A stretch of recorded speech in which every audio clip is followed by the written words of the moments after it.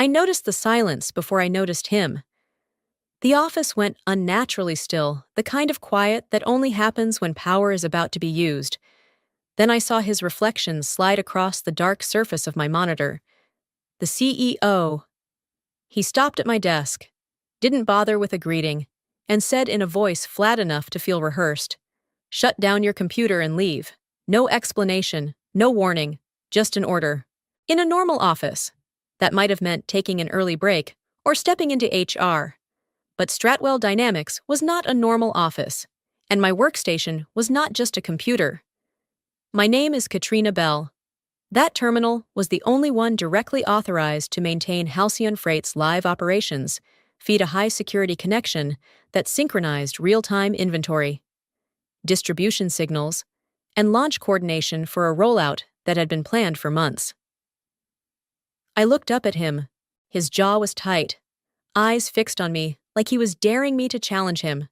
"To be clear," I said calmly, "do you want me to log out of the session or perform a full shutdown?" He rolled his eyes. "Don't play games. Full shutdown. Now." I could have asked why. I could have reminded him that the COO had been checking this system daily, but years of working under executives like him had taught me something important once they decide to flex.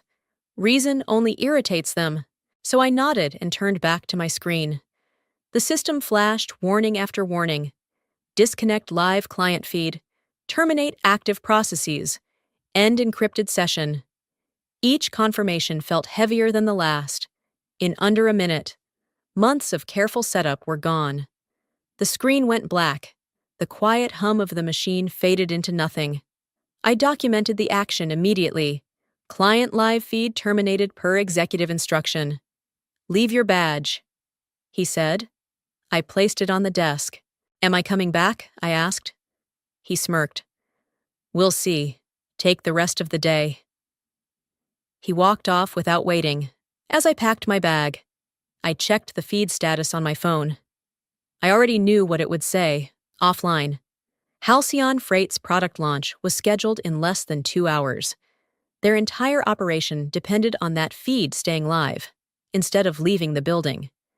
I went downstairs to the cafe, overlooking the lobby, ordered a coffee, took a seat by the window, because I wanted to see the exact moment he realized what that order had actually cost. Before we go on, I'm curious, what does today look like for you? Are you listening on your way to work, during a quiet break, or winding down at home somewhere across the world? If stories like this speak to you, consider subscribing. It helps more than you know, and it keeps these moments coming, because in the next part, he walks back into the building and realizes he's not alone anymore. I hadn't even finished my coffee when the energy in the lobby shifted. It's hard to explain unless you've worked in offices long enough. Voices don't stop, they soften, movements slow. The receptionist straightens like she's about to receive bad news she already suspects is coming. That's when the front doors opened again. The CEO walked in. His tie was loose, jacket open, phone pressed to his ear. He looked relaxed, the way people do when they think they've just made a decisive move. He took 3 steps inside before he noticed the 2 people waiting for him. Marlene Cho, Halcyon Freight's Senior Account Director, stood near the desk, tablet tucked against her side. Her posture was rigid, her expression already tight with restraint. Next to her was our COO, Daniel Pierce, hands clasped behind his back, face unreadable in that way that usually preceded emergency meetings. The CEO slowed. He ended his call and forced a smile. "Marlene didn't expect to see you today. Our live operations feed is offline," she said, skipping the greeting. "Can you explain why he blinked?" "That shouldn't be possible." "It's been down for 40 minutes, Daniel added. "Confirmed." The CEO laughed lightly, but it sounded hollow. "There must be a technical hiccup. We'll have IT. Our launch is in less than 2 hours, Marlene said. Distributors are waiting. Marketing is live. This isn't a hiccup, for the first time. I saw him glance toward the elevators. They didn't talk anymore. They moved quickly, tightly, and disappeared into the elevator. The doors closed with a soft chime that felt louder than it should have. I stayed in the cafe a moment longer, then went upstairs. The office had changed. Conversations dropped when I passed. People leaned closer together, whispering. Someone asked if the Halcyon team was really here. Someone else shook their head like they didn't want the answer. A junior analyst looked up at me. "I thought you left." I grabbed coffee. I said, "What's going on?" She leaned in. "The feed's down. The client's furious. The CEO and COO are in the server room." I nodded slowly, pretending to process new information. Through the glass of the conference room, I saw the CEO pacing, one hand raking through his hair. Daniel stood near the table, phone to his ear, posture rigid. Marlene sat with her arms crossed, tablet on her knee, eyes fixed on him like she was waiting for a verdict.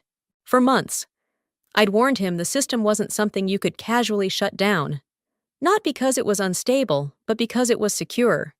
Disconnect it incorrectly, and the client servers would reject any reconnection without full compliance approval. I'd sent the documentation more than once. He'd waved it away. Too complicated.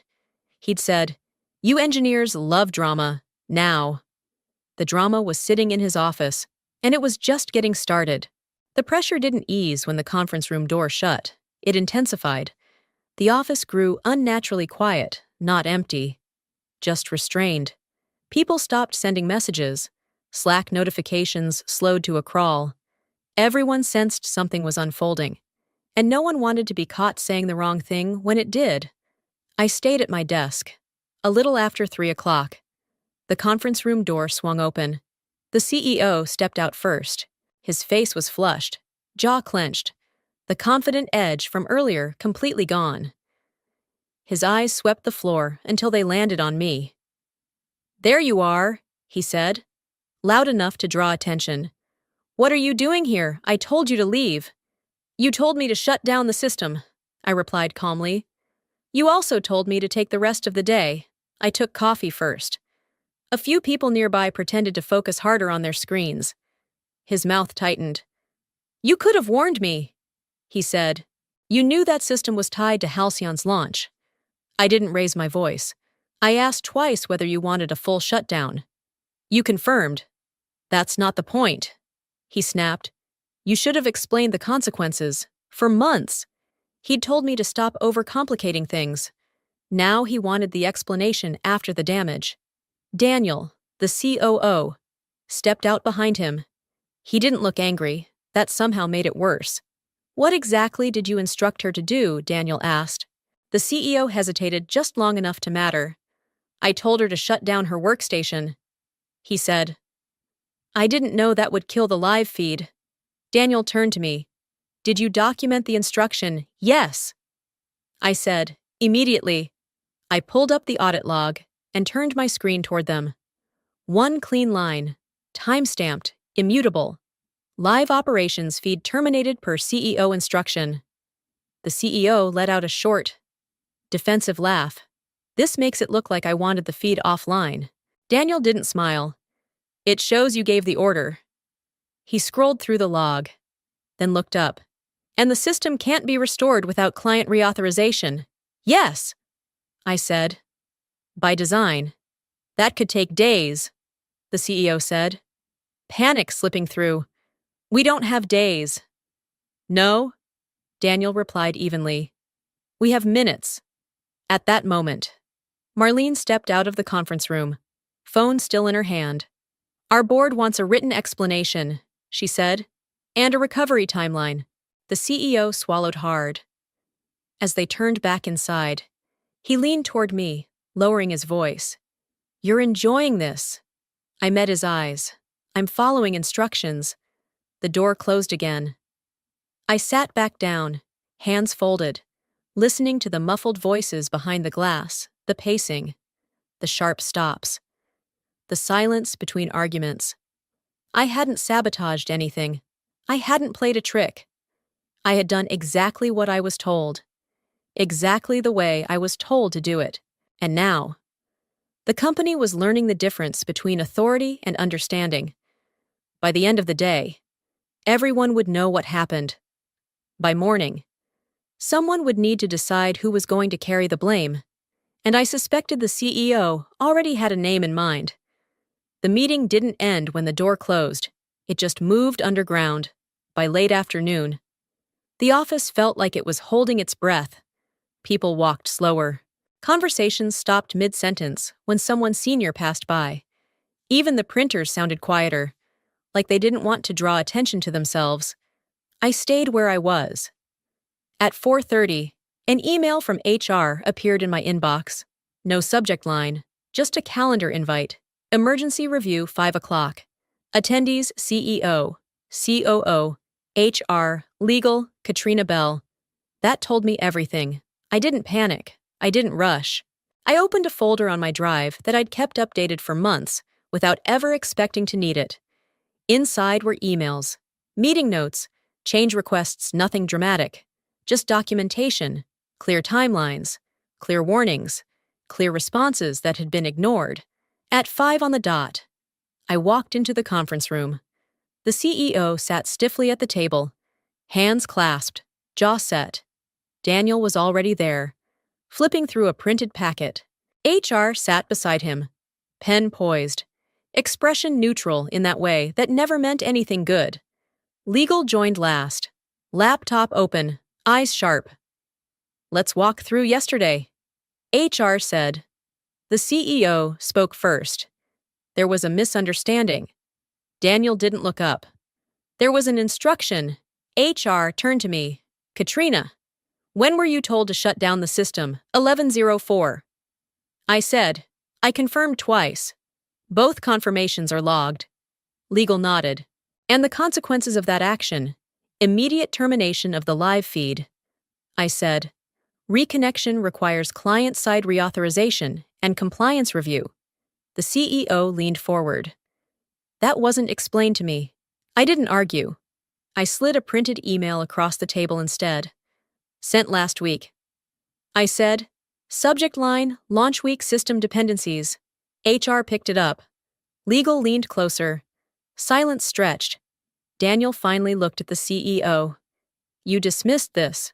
The CEO's voice tightened. It was overly technical. It was accurate. Daniel replied. HR flipped another page. There are also meeting notes from last month, she said, glancing at me. Where Katrina raised concerns about single-point authorization during launch week, yes. I said, twice. The CEO shifted in his chair. So, what are we saying here? Legal closed her laptop slowly. We're saying this wasn't a technical failure. She said, it was a governance failure. No one spoke for a moment. Then, HR said, carefully. We'll need to place responsibility appropriately. The CEO exhaled sharply.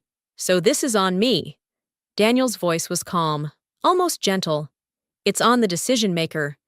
The meeting ended without a verdict. But something had changed. The room no longer felt like it was closing in on me. As I left, HR touched my arm lightly. Thank you for being thorough, she said, back at my desk. I watched the office lights reflect off dark monitors and glass walls. The system was still offline. The client was still waiting, but now. So was the truth. And the truth had a way of surfacing, especially when it was written down. This part has a detail that is easy to miss. Did you catch it? The first call came just after 6. It wasn't loud. It wasn't angry. That's how I knew it mattered. Daniel motioned for me to follow him into his office and closed the door behind us. The blinds stayed open. No theatrics, just containment. He put the call on speaker and nodded once. Marlene, we're here, he said. Her voice came through clean and controlled. The kind of calm that usually sits on top of very expensive consequences. Our board wants clarity, she said. Not reassurance. Facts. Daniel glanced at me. Katrina, walk them through the recovery path. I took a breath and spoke evenly. No blame, no emotion. The feed was terminated cleanly.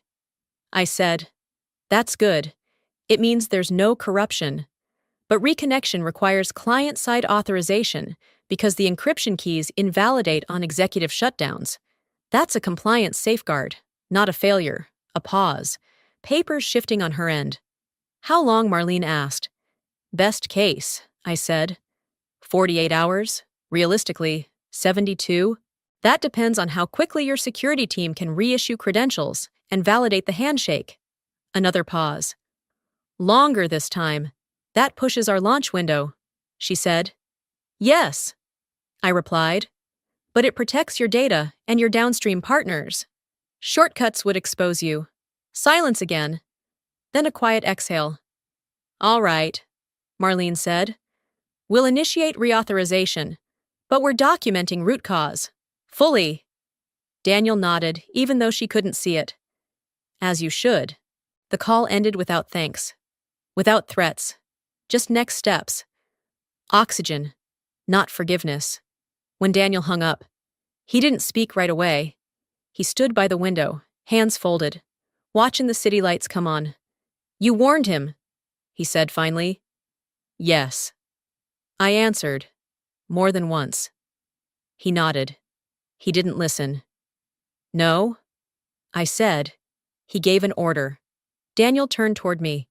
HR and legal will finish their review tonight. Tomorrow will be difficult. For who I asked. He gave a small, tired smile. For the person who confused authority with understanding. I went back to my desk and finished documenting the recovery timeline. Every step, every dependency. If the system was going to be rebuilt, it would be rebuilt in daylight, around me. The office slowly emptied. People whispered goodbyes. Some gave me quick looks, curious, cautious, unsure which version of the story would survive the night. At 7:30, my phone buzzed. An internal alert. System restore team standby. I looked at the dark monitor in front of me. The same screen the CEO had ordered, shut down hours earlier. Tomorrow. That screen would light up again. The question wasn't whether the system would recover. It was who would still be standing when it did. If you're listening closely, you already know what's coming next. Don't you? I barely slept. Not because I was anxious, but because my brain wouldn't stop cataloging outcomes. Every version of the morning played out in neat, logical branches. None of them ended quietly. By 8:15, the office was already tense. People arrived early and spoke softly. Like a hospital waiting room, HR's door was closed. Legal's lights were on. The CEO's office blinds were drawn for the first time since I'd worked there. At 8:30, Daniel stopped by my desk. Conference room C, he said. Now, this time. Legal was already seated. HR had a folder open in front of her, thick, tabbed, heavy with consequence. The CEO sat at the far end of the table. Posture stiff. Eyes fixed somewhere just above the surface. No one asked me to sit down. I chose a chair anyway. HR began without preamble. We've completed the initial review. She didn't look at me when she said it. The instruction to shut down the live operations system was issued verbally by the CEO, confirmed twice by Katrina Bell, and executed as documented. The technical outcome aligns with established system design and previously distributed warnings. Legal slid a printed page forward. This constitutes a failure of executive oversight during a critical client window. The CEO leaned forward. So that's it, he said. One decision, and I'm the villain, Daniel answered before anyone else could. One decision, he said calmly. After multiple warnings, the room stayed quiet. HR continued. Effective immediately. Operational authority over external client systems will be reassigned. She turned to me. Katrina, you'll assume interim control of systems reliability and client restoration. The CEO's head snapped up. You can't be serious. I am, Daniel said. This isn't punishment, it's containment. The CEO let out a sharp breath. So what happens to me? HR closed the folder. You'll be stepping back from operational decisions pending further review. No one said the words administrative leave. They didn't have to. The meeting ended the way these meetings always do, quietly, efficiently, with no raised voices and no winners, just consequences redistributed. Back at my desk. An email waited from Marlene. Client security authorization in progress. ETA, 1 hour. I forwarded it to Daniel and legal at 10:12. The restore window opened. Marcus from IT joined the bridge. Compliance joined. Client security joined. No one joked. No one rushed. Proceed when ready, Marlene said. I typed the command. The system blinked once, then twice. Green indicators returned one cluster at a time. No applause, no relief, just controlled breathing by 11. Partial operations were live by noon. Distributors were receiving test signals. The launch was delayed, but not destroyed, as the screen filled with steady metrics. I leaned back slightly. The system was recovering. The building, however, was still deciding what it could live with. And I had the feeling the hardest part of this story wasn't behind us yet. It was walking down the hall, wearing a suit that suddenly felt much heavier than it had yesterday. By early afternoon, the office felt different, not calmer, clearer. People stopped whispering and started working again. The kind of work that doesn't look dramatic from the outside, but keeps companies alive. Emails sent carefully. Numbers checked twice. Calls returned with notes instead of promises. I noticed it when people began coming to my desk. Not all at once, one by one. Marcus from IT stopped first. Just confirming, he said quietly. All external system changes route through you now. Right for now. I said. He nodded, relief flickering across his face. Good. That helps. A few minutes later, someone from compliance dropped off a printed checklist. No explanation, just a small nod. Like we'd silently agreed on something. Even HR walked past once. Slowed, and said, "We'll need your input on revised escalation protocols. Not if you have time, not later. Just need, down the hall." The CEO's office remained closed. No footsteps, no calls leaking through the door. The absence was louder than his presence had ever been. At 2:30, Daniel asked me to walk with him. We didn't go to a conference room. We stopped near the windows overlooking the street. Cars moved, people crossed intersections. The city didn't care what kind of day we were having. "You handled this the right way," he said. "I handled it the documented way," I replied. He gave a faint smile. "That's what I meant." We stood there a moment. Then he added, "This will ripple, I know. Some people will be uncomfortable." He continued, "Not just him, I know that too." Daniel glanced at me. "Are you—" I thought about the last 24 hours, the order, the silence, the way the system went dark, the way it came back online, piece by piece. "No," I said. "I'm tired, but I'm not uncomfortable." He nodded once. Good. When I returned to my desk, an internal memo was already circulating. Dry language, neutral tone. A brief note about revised system authority and temporary leadership assignments. No names, no drama, but everyone read it anyway. At 4. Marlene sent a short follow-up stability confirmed. Board satisfied for now. We'll revisit next week, for now. I shut my laptop a few minutes later and sat still, listening to the building breathe. HVAC hum, distant phones, a laugh that sounded normal again. As I packed my bag, I passed the CEO's office. The blinds were still drawn. A security badge lay on the desk inside, visible through the glass. I didn't stop. Authority doesn't vanish in an instant. It dissolves quietly. The moment people realize they don't need it to function. When I stepped into the elevator, my phone buzzed with one final message from Daniel. "Tomorrow, we formalize the changes. Get some rest." The doors closed. For the first time since this started, I believed him. The announcement came the next morning, not with fanfare, not with an all-hands meeting, just a company-wide email sent at 9:15, written in the kind of language that pretends nothing is personal while making everything unmistakably clear. Operational authority restructuring effective immediately. People read it twice, then a third time. I was already at my desk when Daniel walked over, carrying a slim folder. He didn't sit. He placed it gently beside my keyboard. Like you would set down something fragile. HR finalized it late last night. He said, "This is the clean version. Inside were 2 pages. The first confirmed my interim role in systems reliability and external client operations. The second outlined the CEO's status temporarily removed from operational decision-making. Pending board review. No adjectives, no judgment, just facts." Down the hall. His office door opened for the first time in 2 days. He stepped out slowly, no jacket, no phone in hand, just a man who suddenly looked smaller in a building he used to dominate. 2 people from HR stood nearby. Quiet, professional, not escorts witnesses. Conversations stopped as he walked toward the elevator. No one stared openly, no one rushed to their screens. The silence followed him like a shadow.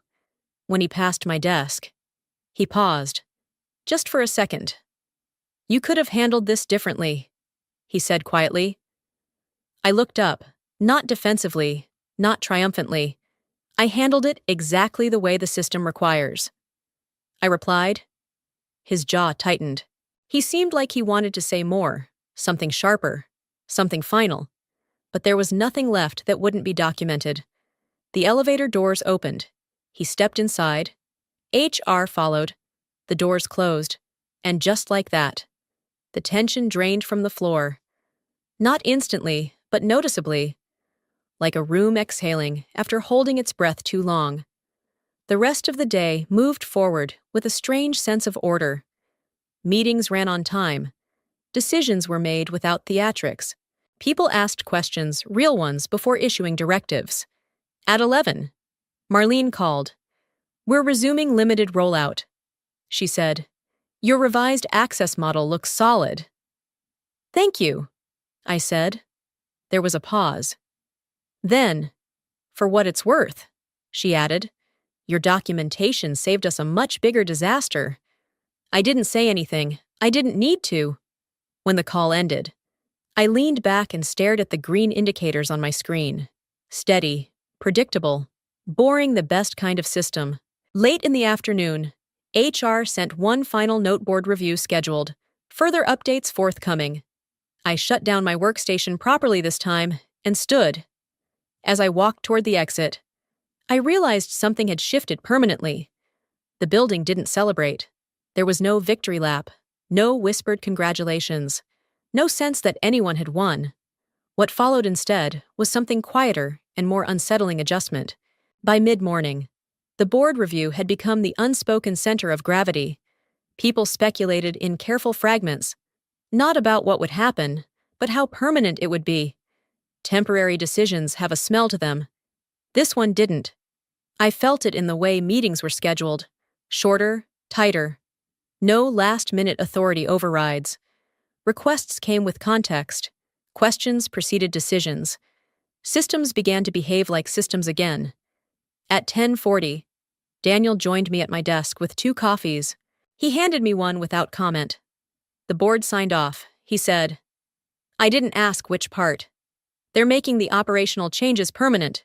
He continued, "Your role becomes official at the end of the quarter." I nodded once. Not relief alignment. "And him?" I asked. Daniel exhaled. "He's stepping down. Effective today." The words didn't land like a shock. They landed like confirmation. "He'll keep a title for optics," Daniel added. "But no authority, no access." We stood there a moment, watching the metrics scroll by. Green lines, steady flow. "He's telling people you set him up," Daniel said quietly. I didn't look away from the screen. I documented the truth. "I know." He said, "The board does too." The rest of the day passed with a strange normalcy. Tasks completed, calls returned, decisions made without posturing. People asked me things directly now, not because of power, but because clarity had become valuable again. In the afternoon, an internal message circulated from HR, neutral language, acknowledgement of leadership transition, commitment to governance and accountability. No one forwarded it with commentary. At 4:30, Marlene sent one last note. Launch stabilized. Loss contained. Will continue partnership under revised controls. Contained. That was the word that mattered. I shut down my workstation at the end of the day and stood quietly, letting the silence settle. The office lights reflected off glass and metal, the way they always had, but the atmosphere felt lighter, less brittle. As I walked past the elevator, I caught a glimpse of the CEO one last time. He stood near reception, speaking softly into his phone. His posture was careful now, measured. He didn't look at me, and I didn't look back. Authority, when stripped of understanding, doesn't explode, it erodes. And once people see that erosion clearly, once they watch process outlast ego, they don't unsee it. A week later, the building felt ordinary again. That was the real ending. No headlines, no whispered legends in the hallways, just people doing their jobs inside systems that finally made sense. Meetings started on time, decisions came with documentation, orders came with questions first. The revised access model went live without ceremony, shared authority, clear escalation paths. No single person, executive or otherwise, could shut down a critical system without multiple confirmations and recorded approval. It wasn't dramatic. It was boring. And boring is what keeps companies alive. On Friday afternoon, Daniel stopped by my desk one last time before the weekend. The board signed the final report. He said, "They used your language almost verbatim." I closed my laptop. "That's fine." They also asked if you'd present the framework to other divisions next month. I nodded. "Happy to." He hesitated, then added, "You know this could have gone very differently." "I do?" I said. "That's why I documented everything." After he left, I sat for a moment longer, looking at the steady metrics on my screen. Green lines, predictable behavior, a system doing exactly what it was designed to do, protect people from impulsive decisions. As I packed my bag, I thought back to the moment my laptop had been slammed shut. The order, the silence, the assumption that authority alone could bend reality. It never does. Reality bends to preparation, to process, to people who ask clarifying questions even when they're told not to.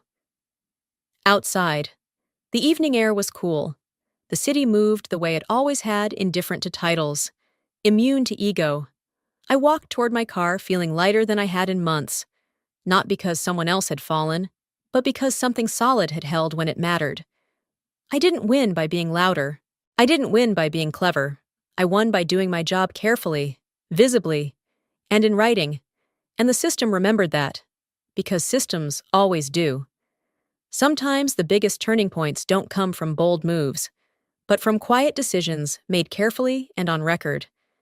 This story reminded me that doing your job with clarity, integrity, and patience can protect you when power tries to rush past understanding. I'm curious, how did this story make you feel? And which moment stayed with you the most? Where are you listening from right now if this resonated with you? Share your thoughts in the comments, tap like, pass it along to someone who needs it, and consider subscribing so we can keep telling stories that matter. Stories that matter. Stories that matter. Stories that matter. Stories that matter. Stories that matter. Stories that matter. Stories that matter. Stories that matter. Stories that matter. Stories that matter. Stories that matter. Stories that matter. Stories that matter. Stories that matter. Stories that matter. Stories that matter. Stories that matter. Stories that matter.